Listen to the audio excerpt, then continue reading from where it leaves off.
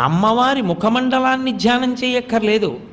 అమ్మవారి ముక్కుకి పెట్టుకున్నటువంటి నాసాభరణానికి ఉన్నటువంటి ముత్యం ఊపిరి పీల్చినప్పుడు లోపలికెళ్ళి ఇలా కొంచెం పైకొచ్చి కొంచెం లోపలికి ఎడుతూ ఉంటుంది. అసౌ నాసావంశస్తు హినగిరి వంశధ్వజపటి అంటారు. పెళ్ళయిన తర్వాత కొంతకాలం ఆ శ్లోకాన్ని చదువుతూ అమ్మవారి ముక్కులోంచి బయటికి వచ్చి లోపలికి వెడుతున్నటువంటి ముత్యాన్ని కానీ ధ్యానం చేస్తే మళ్ళీ ఆ వంశంలో అతని కడుపున 3 తరాల లోపల శంకర భగవత్పాదుల వంటి, చంద్రశేఖరేంద్ర సరస్వతి మహాస్వామి వంటి, చంద్రశేఖర భారతి వంటి మహాపురుషులు పుడతారు.